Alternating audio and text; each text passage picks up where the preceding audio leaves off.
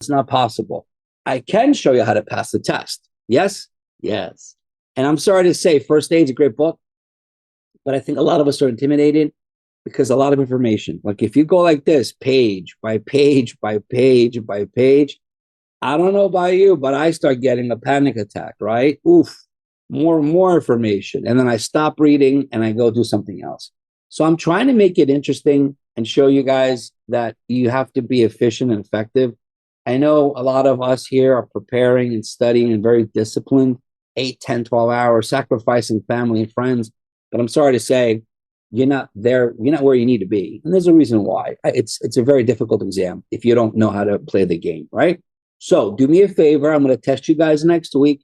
Learn these and use my method. Just say repetition, but not slam it in your head. Just recall it out loud and say, well, I'm going to anchor one word in there. And look at this, by the way. Look at this side, the inhibitors. Look, cimetidine. You have omeprazole, similar. You have chlorphenicol. What is the MOA? Question time for you guys who are here. Chlorphenicol. What is the MOA of chlorphenicol? Put in the chat.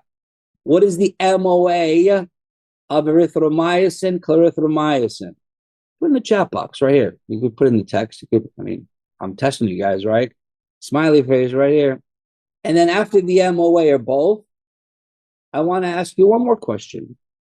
Erythromycin and clarithromycin, right?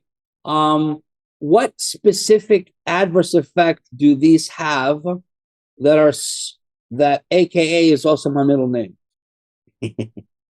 All right, so chlorphenicol, and these guys are both 50Ss. Bi at 30, cell at 50. When you have that mnemonic bi at, AT is aminoglycosides, tetracyclines, and then 50 is CCEL,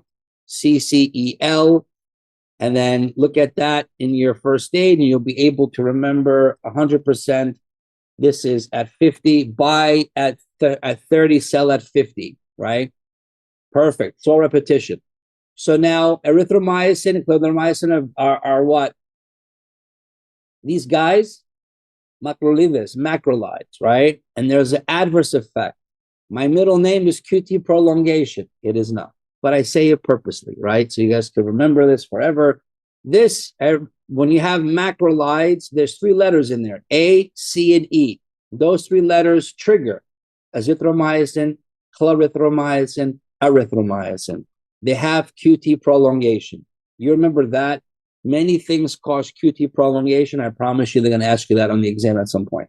Yes, yes. Okay, cool. So why I do cimetidine? Because cimetidine is obviously in GI. And when you hit type in cimetidine, GI form pops up.